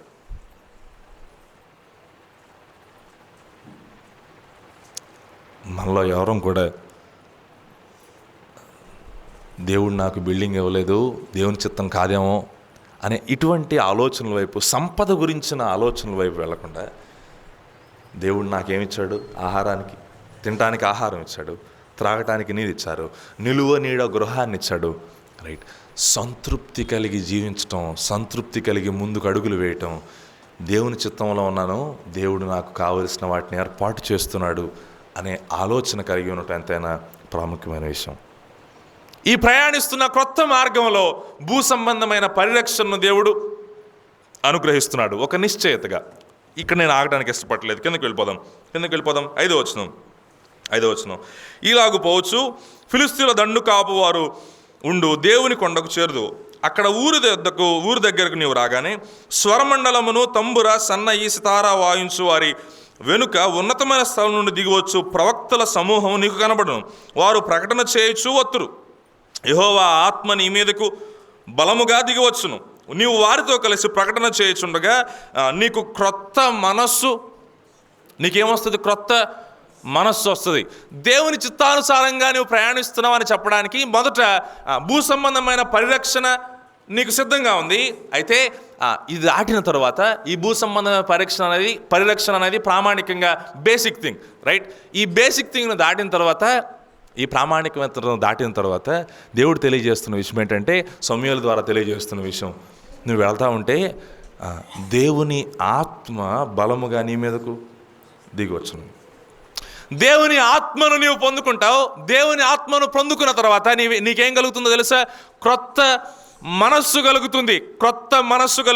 ఈ క్రొత్త మనస్సు కలిగిన తర్వాత ఆ ప్రవక్తలతో కూడా నువ్వు కూడా ఏం చేస్తావు? ప్రకటన చేస్తావు. ఈ మాటలు చదువుతా క్రిందకి వెళితే 10వ వచనం చదువుదామా? వారు ఆ కొండ దగ్గరకు వచ్చినప్పుడు ప్రవక్తల సమూహం అతనికి ఎదురుపడగా దేవుని ఆత్మ బలముగా అతని మీదకి వచ్చను. అతడు వారి మధ్య ఉండి ప్రకటన చేయుచుండెను. దేవుడు ఏ నిశ్చయతను నువ్వు చూస్తావని చెప్పాడో అదే నిశ్చయతను ఎవరు అనుభవిస్తున్నారు? ఇప్పుడు సౌలు అనుభవిస్తున్నాడు. మొదటిది పరిరక్షణ. ఆ పరిరక్షణ భూ సంబంధమైంది. రెండవది పరివర్తన అంటే అర్థం ఏంటి? మార్పు. పరివర్తన అంటే అర్థం ఏంటంటే, ఇదివరకు ఒక రకంగా ఉన్నాం, ఇదివరకు కొన్ని సిద్ధాంతాలతో ఉన్నాం, ఇదివరకు కొన్ని ఆలోచనలతో ఉన్నాం. అయితే ఇప్పుడు పరివర్తన చెంది ఏం చేస్తున్నాం? సౌలు జీవితంలో ఏం చేస్తున్నాడు? ప్రకటన చేస్తున్నాడు. అసలు ఇది వరకు సమూయేలు గారు అంటే ఎవరో కూడా తెలియని వ్యక్తి ఇప్పుడు ఏం చేస్తున్నాడు? ప్రవచించడం మొదలుపెట్టాడు, ప్రకటించడం మొదలుపెట్టాడు. ఎందుకు ఇది అంటే క్రొత్త మనస్సు అతనికి వచ్చింది. క్రొత్త మనస్సు ఎందుకు వచ్చింది? క్రొత్త మనస్సు ఎప్పుడు వచ్చింది? దేవుని ఆత్మ బలముగా అతని మీదకి వచ్చును. ఈ 5 నుండి 16 వరకు ఉన్న వచనాల భాగాన్ని రెండవ భాగంగా మనం చూస్తూ, రెండవ భాగంలో ఈ నూతన మార్గంలో రెండవ నిశ్చయత ఏంటంటే ఆత్మ సంబంధమైన పరివర్తన నీకు కలుగుతుంది. మొదటిది భూ సంబంధమైన పరిరక్షణ, రెండవది ఆత్మ సంబంధమైన పరివర్తన. నీ జీవితంలో కొన్ని మార్పులు చోటు చేసుకుంటాయి. దేవుని ఆత్మ నీ మీదకు బలముగా వచ్చను అనే మాట సౌలు జీవితంలో చూస్తాం. కానీ పాత నిబంధనలో పరిశుద్ధాత్ముడు బలముగా దిగివచ్చుట, మరలా పరిశుద్ధాత్ముడు వీడిపోవుట అనే విషయాలను మనం చూస్తాం. కానీ క్రొత్త నిబంధనలో మీతో కూడా ఎల్లప్పుడూ ఉండుటకు ఆదరణకర్తను నేను పంపిస్తానని, నేను వెళ్ళిన తర్వాత ఆదరణకర్త పంపించబడతాడని యేసుక్రీస్తు ప్రభువులు వారు తెలియజేశాడు. ఆత్మ మనలో ఉన్నాడు అనే విషయం మనం క్రొత్త నిబంధనలో మనం జ్ఞాపకం చేసుకోవచ్చు. ఇప్పుడు దేవుని నమ్ముకొని విశ్వాస ప్రయాణం జరిగిస్తున్న మనం ఎవరిని కలిగిన వారం? పరిశుద్ధాత్మని కలిగిన వారం. పరిశుద్ధాత్మని కలిగిన మనం మన జీవితంలో ఈ క్రొత్త మార్గంలో నిశ్చయత ఏంటి అంటే నువ్వు దేవుని చిత్త ప్రకారం వెళుతున్నావని ఈ ఆత్మ కలిగించే, పరిశుద్ధాత్ముడు కలిగించే మార్పు మన జీవితాల్లో కనిపించాలి. ఎప్పుడైతే పరిశుద్ధాత్మ కలిగించే మార్పు మన జీవితాల్లో కనిపించదో దాని అర్థం ఏంటి? నువ్వు వెళుతున్న మార్గం సరైన మార్గం కాదు. దేవుని చిత్తానుసారమైన మార్గంలో వెళ్ళే ప్రతి ఒక్కరిలో, దేవుని చిత్తానుసారమైన మార్గంలో నడిచే, దేవుని సెలవు చేత నడిచే ప్రతి మార్గంలో, ప్రతి అడుగులో కూడా నీ జీవితంలో ఏం కనిపిస్తుంది? ప్రపంచానికి మార్పు కనిపిస్తుంది, పరివర్తన కనిపిస్తుంది. ఇది వరకు ఉన్న సౌలు కాదు ఈ సౌలు. ఇది వరకు గార్ధబోములు వెతుక్కుంటూ నిమగ్నమైపోయిన సౌలు కాదు ఈ సౌలు. ఈ సౌలు ప్రవచించే సౌలు. ఈ సౌలు క్రొత్త మనస్సు కలిగిన సౌలు. పరిశుద్ధాత్మను పొందుకునే నీవు నేను. ఆరాధనలో మనం ఆలకించాం కదా, యేసుక్రీస్తు ప్రభువుల వారు పరిశుద్ధాత్మ బాప్తిస్మమును మనకు అనుగ్రహించిన వాడు. పరిశుద్ధాత్మ నీలో నాలో నివసిస్తూ ఉంటుండగా, దేవుడు నీలో నాలో నివసిస్తుంటుండగా ఆత్మను కలిగిన వారంగా మనం ఏ రీతిగా నడుచుకోవాలి? అపోస్తలుడైన పౌలు రాస్తూ మనం ఆత్మను కలిగిన వారం కనుక శరీరానుసారంగా నడవటానికి వీలు లేదు, ఆత్మానుసారముగా నడుచుకుందాం. ఎప్పుడైతే ఆత్మానుసారంగా నడుచుకోవడం ప్రారంభిస్తామో మన జీవితంలో పరివర్తన రావడం ప్రారంభించబడుతుంది. ఎంతటి పరివర్తన తెలుసా? ఇప్పుడు 11వ వచనం చదువుదాం. 11వ వచనం. పూర్వం అతని ఎరిగిన వారందరూ అతడు ప్రవక్తలతో కూడా నుండి ప్రకటించుట చూచి కీషు కుమారునికి సంభవించినది ఏమిటి? సౌలును ప్రవక్తలలో ఉన్నాడా అని ఒకడితో ఒకడు చెప్పుకొనగా ఇప్పుడు ఒక సామెత పుట్టింది. ఏం సామెత? సౌలును ప్రవక్తలలో ఉన్నాడా అనే సామెత పుట్టింది. ఇప్పుడు సౌలు జీవితం ఎంత మార్పు చెందిందంటే ప్రజలందరూ చూచి విస్మయము చెందేంత మార్పు చెందింది. ప్రజలందరూ చూచి సౌలు కూడా ప్రవచిస్తున్నాడా ఆశ్చర్యపడుతున్నారు. ప్రజలందరూ చూచి సౌలు కూడా ప్రవక్తల్లో ఉన్నాడేమో అని అనుకుంటున్నారు. ప్రజలందరూ చూచి సౌలు కూడా ఒక ప్రవక్త అయిపోయాడేమో అనుకుంటున్నారు. ప్రజలందరూ చూచి ఆశ్చర్యపడుతున్నారు. దేని కొరకు? సౌలు పరివర్తనను చూసి. ఈ పరివర్తన ఎప్పుడు మొదలైంది? ఆత్మ బలముగా వచ్చినప్పుడు. నీవు నేను పరిశుద్ధాత్మను కలిగిన వారంగా, పరిశుద్ధాత్మ నింపుదలతో నీవు నేను ప్రయాణిస్తున్నప్పుడు, దేవుని చిత్తానుసారంగా నీవు నేను ప్రయాణిస్తున్నామంటే మనలో ఖచ్చితంగా కనిపించే ఒక నిశ్చయత. ఇది కనిపిస్తుంది, లేకపోతే లేదు కాదు. ఖచ్చితంగా కనిపించే నిశ్చయత ఏంటి? పరివర్తన కలుగుతుంది. నీవు నేను ఆత్మీయ జీవితంలో పరివర్తన లేని వారంగా, యేసు ప్రభువుని నమ్ముకోకముందు ఎలా ఉన్నామో ఇప్పుడు కూడా అలాగే ఉంటే నీవు నేను దేవుని చిత్త ప్రకారం నడుచుకుంటున్నామని భ్రమపడుతున్నాం అంతే. ఇదివరకు ఏ రీతిగా బూతులాడేమో ఇప్పుడు కూడా బూతులాడుతూ ఉంటే నీవు నేను దేవుని చిత్త ప్రకారం నడుచుకుంటున్నామని భ్రమపడుతూ నడుస్తున్నాం. చీకటిలో ఉన్నప్పుడు ఏ కార్యాలు జరిగించామో, పాపములో ఉన్నప్పుడు ఏ కార్యాలు జరిగించామో అదే కార్యాలలో నీవు నేను నిమగ్నులమైపోతే నీవు నేను దేవుని చిత్త ప్రకారం నడుచుకుంటున్నాం అనేది భ్రమ. దేవుని చిత్త ప్రకారం నడిచే ప్రతి ఒక్కరి జీవితాల్లో ఆత్మ వలన పరివర్తన కలుగుతుంది. ఆత్మ వలన పరివర్తన కలుగుతుంది. ఈ మాటను మరెక్కువ జ్ఞాపకం చేయడానికి నేను కొన్ని వచనాలను చూపించడానికి ఇష్టపడుతున్నాను. ఒకసారి నాతో పాటు కలిసి గలతీ పత్రిక వెళ్దామా? మనకందరికీ తెలిసిన విషయం. గలతీ పత్రిక 5వ అధ్యాయం. గలతీ పత్రిక 5వ అధ్యాయం మనకందరికీ తెలిసిన విషయం. సండే స్కూల్ పిల్లలు కంఠస్థగా చెప్పే విషయం. 22వ వచనం. అయితే ఆత్మ ఫలమేమనగా, రైట్, ఒకసారి అందరం చదువుదాం. అయితే ఆత్మ ఫలమేమనగా ప్రేమ, సంతోషం, సమాధానం, దీర్ఘశాంతం, దయాళుత్వం, మంచితనం, విశ్వాసం, సాత్వికం, ఆశా నిగ్రహం. రైట్. ఇప్పుడు ఇవన్నీ మన జీవితంలో కనిపించలేదంటే అర్థం ఏంటి? ప్రేమ లేదు అంటే ఆత్మీయంగా పరివర్తన నీవు నేను చెందట్లేదు. సమాధానం లేదు, ఆత్మీయంగా నీవు నేను పరివర్తన చెందట్లేదు. ఆత్మ సంబంధమైన పరివర్తన నీలో నాలో లేదు. సాత్వికము లేకుండా గర్వముతో విర్రవీగుతున్న వారంగా ఉంటే ఆత్మ సంబంధంగా నీలో నాలో ఏమి లేనట్టే? పరివర్తన లేనంటే, మార్పు లేనట్టే. అప్పుడు దేవుని చిత్త ప్రకారం జీవిస్తున్నానని నువ్వు చెప్పుకోవడానికి అవకాశం లేదు. ఆశా నిగ్రహం లేకుండా స్వకీయ ఆశల చేత ఏడవబడుతూ పాపము చేయడానికి కనీసపు ఆలోచన లేకుండా ముందుకు వెళ్ళిపోతున్న విశ్వాసురాలు ఇక్కడ కూర్చొని ఉంటే ఆత్మ వలన పరివర్తన కలగట్లేదని అర్థం. అందును బట్టి నువ్వు తెలుసుకోవలసిన విషయం, దేవుని చిత్త ప్రకారం నీవు నేను నడవట్లేదు అని. ఆత్మఫలములు ఫలిస్తున్నామా? దీర్ఘశాంతం ఉందా? మంచితనం ఉందా? విశ్వాసం ఉందా?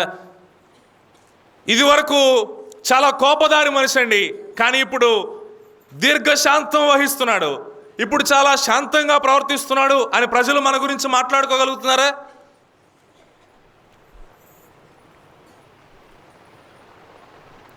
ఇది వరకు కనీసపు కనికరం కూడా లేని మనుషులండి వీరు, కానీ దయాళుత్వం ఉంది ఇప్పుడు వీరిలో అని ప్రజలు మాట్లాడుకుంటున్నారే. సౌలు ప్రవచించుట చూడగానే ప్రజలు మాట్లాడుకోవడం మొదలుపెట్టారు. సౌలు ప్రవక్తల్లో ఉన్నాడా ఏంటి? బాప్తిసమిచ్చి యోహాను ఈ భూలోకంలో బాప్తిసమిస్తూ సువార్త ప్రకటిస్తూ దేవుని రాజ్యం గురించి ప్రకటిస్తూ ఉన్నప్పుడు ప్రజలు అతని గురించి ఏమనుకున్నారో తెలుసా? ఇతడు క్రీస్తయుండునేమో. ఆత్మ సంబంధమైన పరివర్తన మన జీవితాల్లో ఎంతవరకు ఉందో ఒకసారి ప్రశ్నించుకుందాం. ఆత్మ సంబంధమైన పరివర్తన లేని వారమైతే నీవు నేను మన జీవితాల్లో దేవుని చిత్తానుసారంగా నడవట్లేదని అర్థం. యోహాను సువార్తకు వెళ్దాం. యోహాను సువార్త 6వ అధ్యాయం. 16వ అధ్యాయం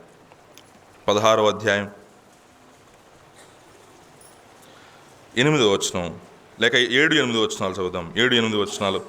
అయితే నేను మీతో సత్యము చెప్పుచున్నాను, నేను వెళ్ళిపోవటం వల్ల మీకు ప్రయోజనకరము. నేను వెళ్ళని ఎడల ఆదరణకర్త మీ యొద్దకు రాడు అని చెప్పి, నేను వెళ్ళిన ఎడల ఆయన మీ యొద్దకు పంపుదును. 8వ వచనం.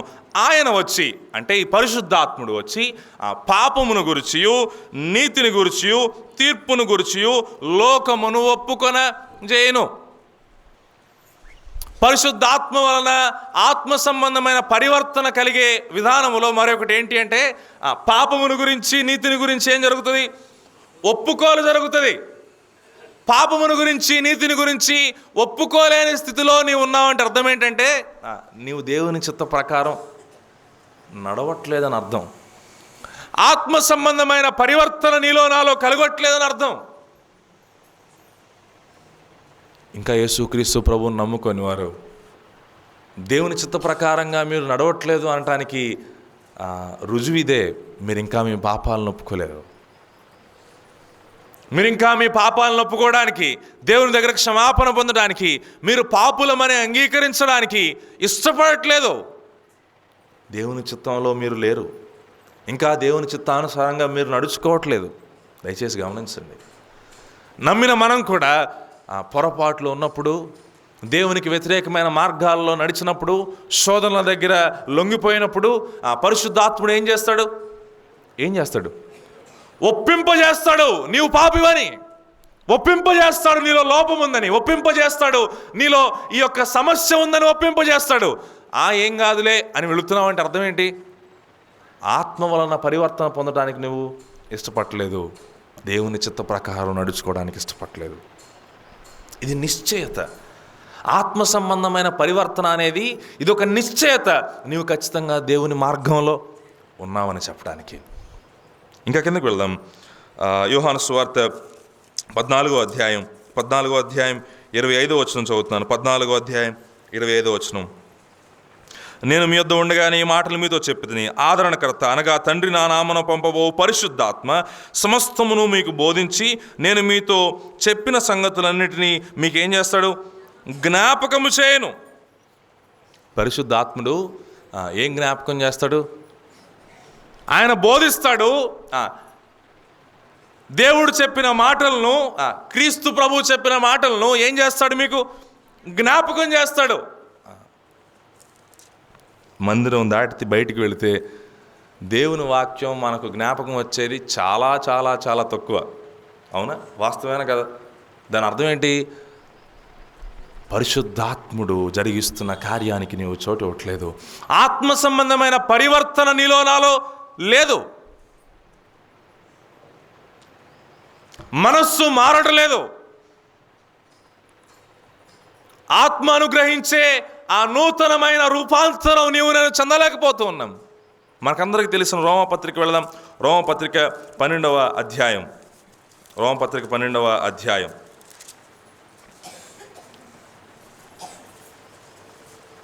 2వ వచనం. మీరు ఈ లోక మర్యాదను అనుసరింపక ఉత్తమమును అనుకూలమును సంపూర్ణమై ఉన్న దేవుని చిత్తమేదో పరీక్షించి తెలుసుకున్నట్లు మీ మనస్సు మారి నూతనమగుట వలన. దేవుని చిత్తానికి మనస్సు మారి నూతనమవటానికి సంబంధం ఉందా లేదా? ఖచ్చితంగా ఉంది. నీవు దేవుని చిత్త ప్రకారం నడుస్తున్న వ్యక్తివి అని చెప్పే నిశ్చయత, ఆత్మ సంబంధమైన పరివర్తన నీ జీవితంలో ఉంటుంది. సమూయేలు మొదటి గ్రంథానికి వెళ్ళిపోదాం. నేను ఇన్ని వచనాలు చూపించను, కానీ ఆ పరిశుద్ధాత్మ మనలో కలిగించే మార్పు ఎంత శ్రేష్టమైందో, ఆ పరివర్తన నువ్వు సరైన మార్గంలో నడుస్తున్నావు అని చెప్పడానికి ఎంత గొప్ప నిశ్చయతో జ్ఞాపకం చేయడానికి మాత్రమే నేను ప్రయత్నం చేస్తున్నాను. సమూయేలు మొదటి గ్రంథం మరలా 10వ అధ్యాయానికి వెళ్దాం. సమూయేలు మొదటి గ్రంథం 10వ అధ్యాయం మరలా 12వ వచనం చదువుతున్నాను. 12వ వచనం. ఆ స్థలం ముందు ఒకడు వారి తండ్రి ఎవడని అడిగెను. అందుకు సౌలును ప్రవక్తల్లో ఉన్నాడను సామెత పుట్టెను. ఆత్మ వలన పరివర్తన చెందిన జీవితాల్లో ఎవరి గురించి ప్రకటిస్తారు? ఎవరి గురించి ప్రకటిస్తారు? దేవుని గురించి ప్రకటిస్తారు. దేవుని గురించి ప్రకటించేవారుగా ఉంటారు. వారి జీవితాల్లో కలిగిన ఆనందం, వారి జీవితాల్లో కలిగిన ఆ యొక్క మనశ్శాంతి, వారి జీవితాల్లో వారు కలిగి ఉన్న రక్షణ భాగ్యం సర్వలోకానికి ఏం చేస్తారు? ప్రకటిస్తారు. ఆత్మ సంబంధమైన పరివర్తన కలిగిన జీవితాలు ఆ రీతిగా ఉంటాయి. ఒక్కరికైనా యేసు ప్రభువుని గురించి చెప్పిన వారంగా ఉన్నామా? ఒక్కరికైనా యేసు ప్రభువుని గురించి ప్రకటించిన వారంగా, స్వార్థ ప్రకటించిన వారంగా ఉన్నామా? స్వార్థ ప్రకటించడం అనేది పరిశుద్ధాత్ముని యొక్క కార్యం. స్వార్థ ప్రకటించడం అనేది పరిశుద్ధాత్మ ప్రేరణలో జరిగే కార్యం అనే విషయం ఎప్పుడైనా గ్రహించామా?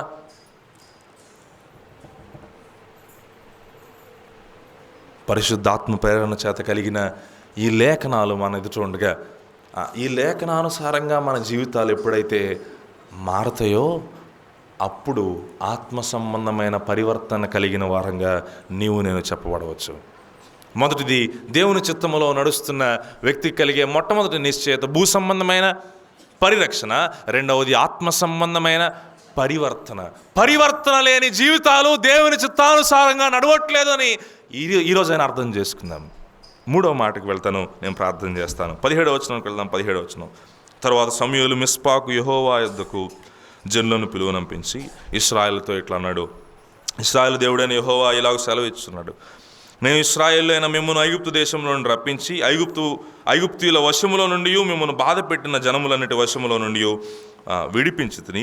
అయినను మీ దుర్దశలన్నిటినీ ఉపద్రవములన్నిటినీ పోగొట్టి మిమ్మల్ని రక్షించిన మీ దేవుని మీరు విసర్జించి మా మీద ఒకరిని రాజుగా నియమించమని ఆయనను అడిగి ఉన్నారు. కాబట్టి ఇప్పుడు మీ గోత్రముల చొప్పున మీ కుటుంబముల చొప్పున మీరు యెహోవా సన్నిధికి హాజరు కావలను. ఇప్పుడు సౌలు ఇంటికి వెళ్ళిపోయాడు. ఇంటికి వెళ్ళిపోయిన తర్వాత సౌలు పినతండ్రి ఎక్కడికి వెళ్ళారని అడిగారు. పనివాడు గార్ధములు వెతకడానికి వెళ్ళామని చెప్పారు.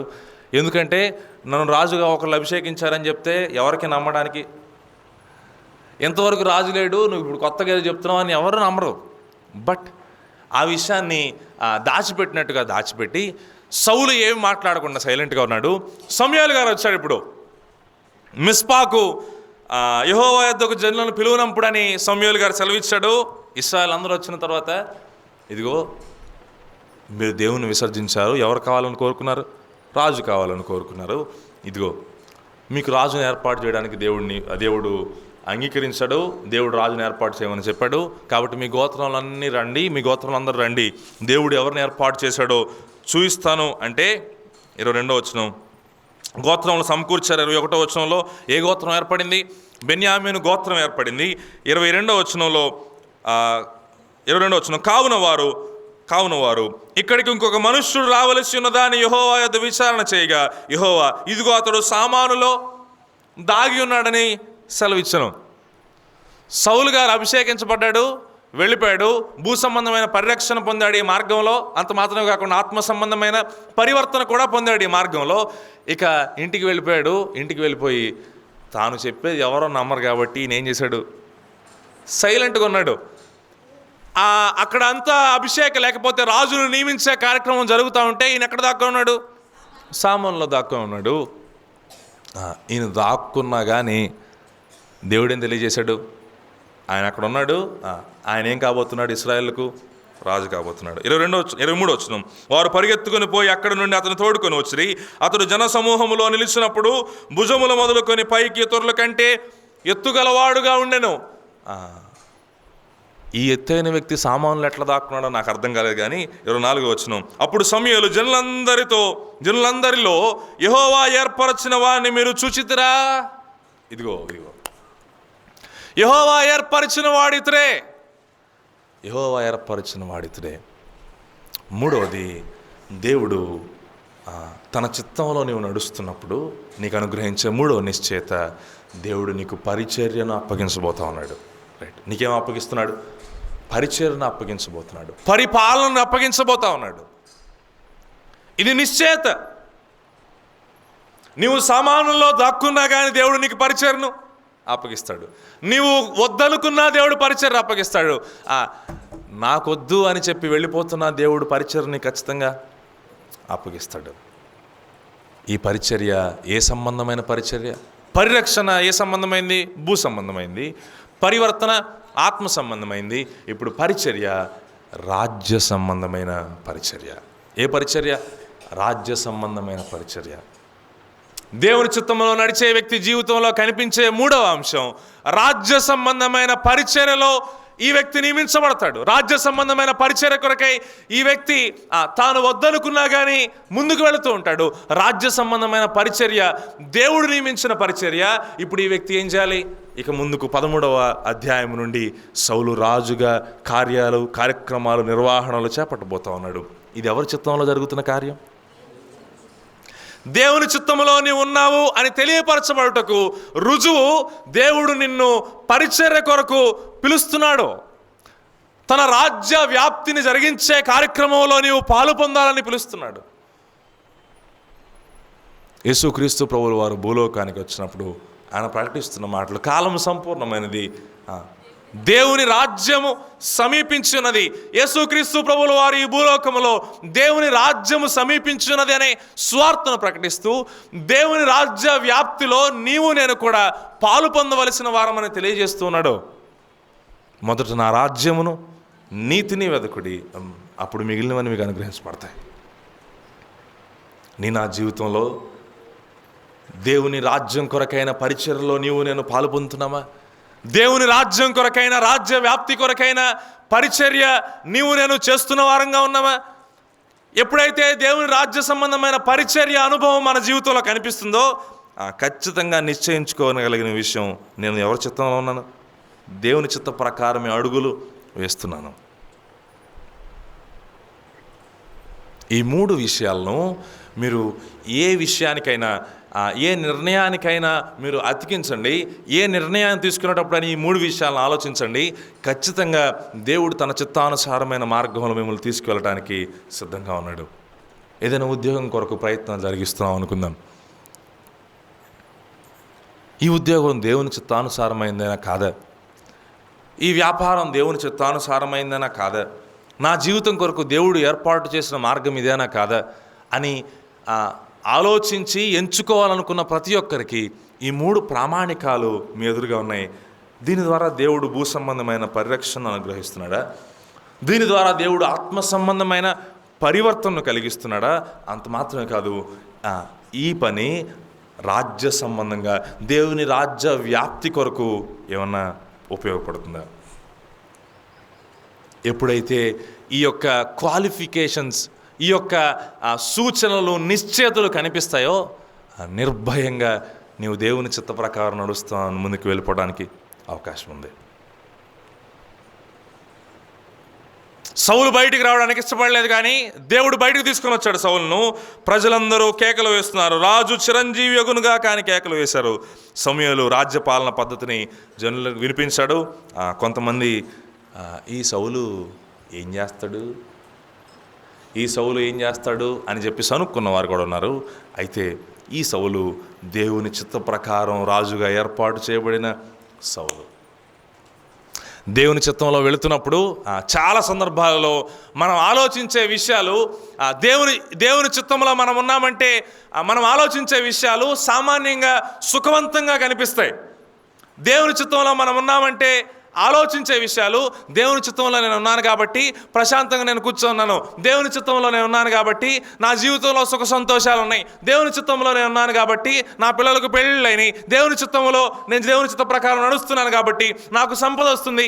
ఇవన్నీ ఆలోచించే విషయాలు. కానీ దేవుని చిత్తంలో ప్రయాణించే వారికి కలిగే నిశ్చయతలు లేఖన గ్రంథంలో కొంత విభిన్నంగా ఉన్నాయి.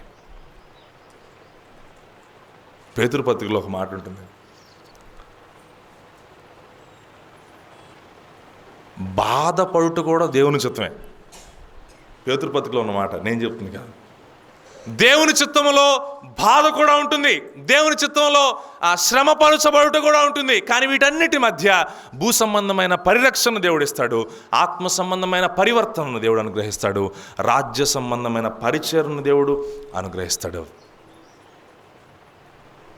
దావీదు తన తరము వారికి సేవ చేసి నిద్రించాడు. దేవుని చిత్తానుసారుడైన వ్యక్తి దావీదు. అవునా? క్రొత్త నిబంధనలో రాయబడిన మాట, దేవుడు తన చిత్తానుసారుడైన ఒక మనుష్యుని కనుగొని ఉన్నాడు. దేవుని చిత్తానుసారుల జీవితంలో, దేవుని చిత్త ప్రకారం నడిచే వారి జీవితంలో తన తరము వారికి సేవ చేసే అనుభవం, తమ తరము వారికి పరిచర్య చేసే అనుభవం. ఇదిగో దేవుణ్ణి ఇష్టపడని, దేవుని అంగీకరించని, దేవుణ్ణి విసర్జిస్తున్న ప్రజల కొరకై దేవుని స్వార్థను, దేవుని మాటలను, దేవుని పరిచర్యను, దేవుని ప్రేమను చూయించే ఆ రాజ్య వ్యాప్తి, దేవుని రాజ్యములోని పరిచర్య నీ జీవితంలో ఖచ్చితంగా కనిపిస్తుంది నీవు దేవుని చిత్త ప్రకారం నడుస్తున్న వ్యక్తివైతే. అట్టి అనుభవాలు మన జీవితంలో కనిపించుటకు, దేవుని చిత్తానుసారంగా మనం ప్రయాణించుటకు దేవుడు స్థిరపరచునుగాక మనలను. ఇంకా యేసు ప్రభువుని నమ్ముకోని వారు ఎవరైనా ఉంటే అంతటా అందరూ మారు మనసు పొందవాలని దేవుడు ఏం చేస్తున్నాడు? ఇచ్చయించుచున్నాడు, ఆయన ఆజ్ఞాపించుచున్నాడు, ఆయన ఇచ్చయిస్తున్నాడు. ఇది ఆయన కోరిక, ఇది ఆయన చిత్తం. యేసుక్రీస్తు ప్రభు యొద్దకు నీవు చేరి రావాలని, యేసుక్రీస్తు ప్రభువుని నీవు నమ్ముకోవాలని, ఇది దేవుని చిత్తం.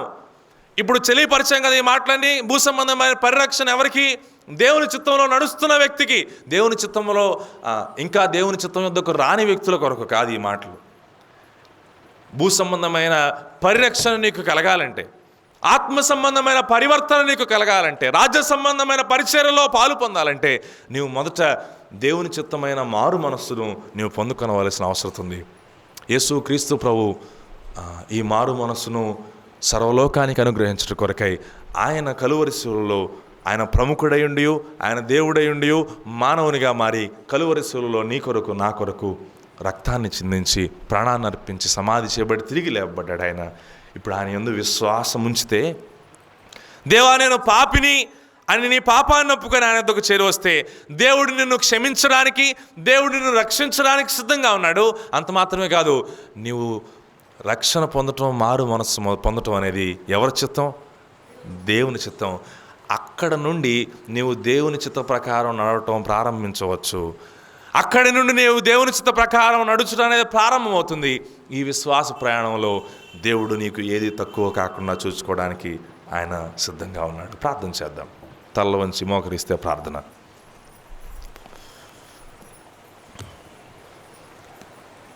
అందరు తల్ల వంచి మౌనంగా ఉంటుండగా ఒకసారి స్వయంవిమర్శ చేసుకుందాం. నేను నడుస్తున్న మార్గం దేవుని చిత్తానుసారమైన మార్గమేనా?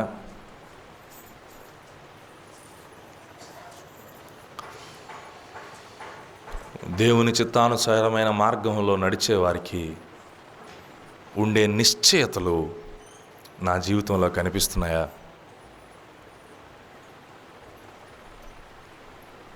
ఒకవేళ నిశ్చయతలు కనిపించకపోతుంటే దేవుని సన్నిధిలో పశ్చాత్తాపడదాం. దేవా, ఇది నీ చిత్తమే అనుకొని నడిచి నడిచి నడిచి చాలా దూరమే వచ్చేసాను. నా జీవితంలో ఈ నిశ్చయతలు కనిపించి చాలా కాలమే అయిపోయింది.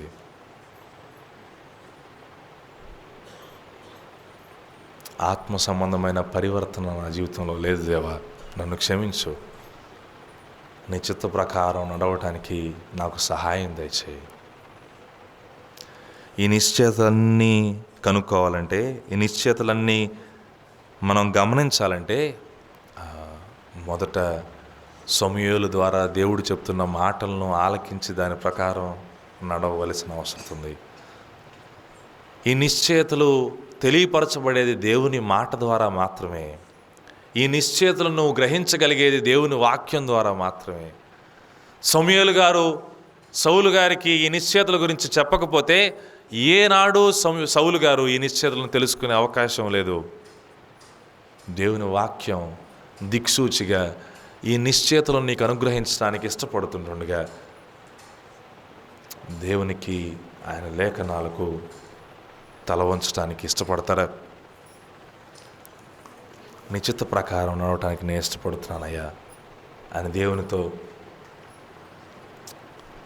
హృదయపూర్వకంగా చెప్పడానికి ప్రయత్నం చేద్దాం.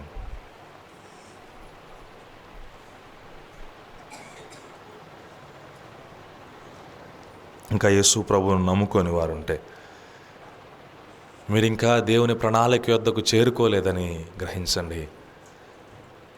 నీవు నరకానికి వెళ్లకుండా పరలోకానికి వెళ్ళటం దేవుని చిత్తం. దేవుడు అందుకు ఇచ్చయిస్తున్నాడు. నీ గురించి దేవుడు నీ గురించి కోరుకుంటున్నాడు. నాకొద్దులే, దేవుని చిత్త ప్రకారం నేను చేయనంటే నిత్య నరకం నీ కొరకు సిద్ధంగా ఉంది. నిత్య నరకానికి వెళ్ళి యుగ యుగాలు బాధపడతావా ప్రియ సహోదరుడా, ప్రియ సహోదరి? యేసుక్రీస్తు ప్రభువును అంగీకరించి ఆయన చిత్తములోనికి వచ్చి, ఆయన చిత్తములో ఉన్న పరలోకం, ఆయన చిత్తంలో నీ కొరకు భద్రపరచబడి ఉన్న అనిత్య జీవాన్ని నీవు అనుభవిస్తావా? ఈ ఉదయకాలం దేవుడు నిన్ను పిలుస్తూ ఉన్నాడు. ఇదిగో నా చిత్తం యొద్దకు రండి. ఎవరైనా యేసు ప్రభువును నమ్ముకోవడానికి ఇష్టపడితే, ఈ ఉదయకాలం నేను దేవుని చిత్తం యొద్దకు రావడానికి ఇష్టపడుతున్నాను, ఆయన చిత్తంలో నా జీవితాన్ని నేను కొనసాగించడానికి ఇష్టపడుతున్నానని తెలియజేసేవారు ఎవరైనా ఉంటే దయచేసి కూడిక అయిపోయిన తర్వాత ముందుకు రావాల్సిందిగా మనవి చేస్తున్నాం.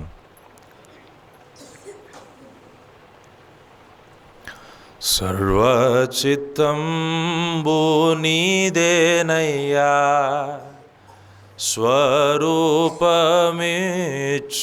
కుమ్మరివే. సర్వచిత్తంబు నీదేనయ్యా, స్వరూపమిచ్చు కుమ్మరివే. సారే పైనున్న మంటినయ్యా, సరి అయిన పాత్రం జేయుమయ్యా. సర్వేశ్వరానే రిక్తుండను, సర్వదా నిన్నే స్తుతింతును. సర్వచిత్తంబు ఆయనదే. ఆయన నడిపించిన అడుగుల్లో నడిచి ఆయన చిత్తానుసారంగా జీవించి దేవునికి మహిమను తెచ్చుతాం.